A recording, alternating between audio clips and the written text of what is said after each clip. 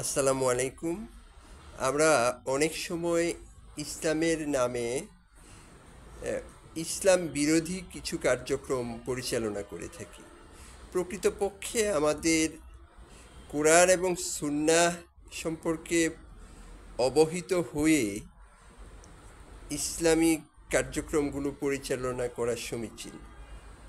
আমরা অনেক সময় দেখা যায় যে ভিন্ন ধর্মাবলম্বী আমাদের প্রতিবেশী অথবা আমাদের দেশের কোনো মানুষ তার নিজের ধর্মাচার পালন করবে অথবা তার নিজের জীবন সুচারুভাবে পরিচালনা করবে, সেটাই বাধা প্রদান করে থাকে।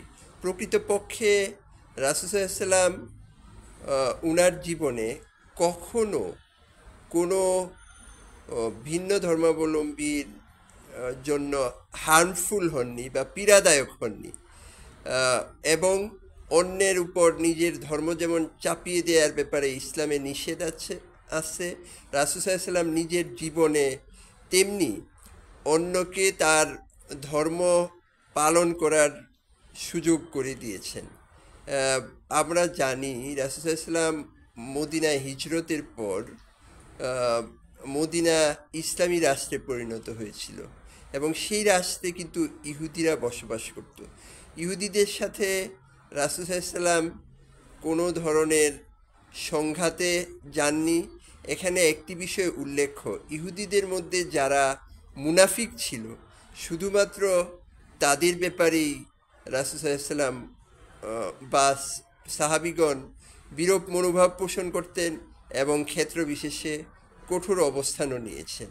কিন্তু তাদের ধর্মকর্মের ব্যাপারে কোনো ধরনের বিরূপ মনোভাব রাসূল সাল্লাল্লাহু আলাইহি ওয়াসাল্লাম নিজে যেমন পোষণ করেননি, তেমনি ইসলামের খুলাফায়ে রাশিদিন যারা ছিলেন, হযরত আবু বকর রাদিয়াল্লাহু আনহু, হযরত আলী রাদিয়াল্লাহু, ওমর রাদিয়াল্লাহু আনহু, হযরত উসমান রাদিয়াল্লাহু আনহু এবং হযরত আলী রাদিয়াল্লাহু আনহু কখনো তাদের জীবনে কোনো অমুসলিমের উপর দমন পীড়ন বা তাদেরকে ধর্মীয় আচার অনুষ্ঠানে বাধা প্রদানের কোনো নজির ইসলামের ইতিহাসে নেই।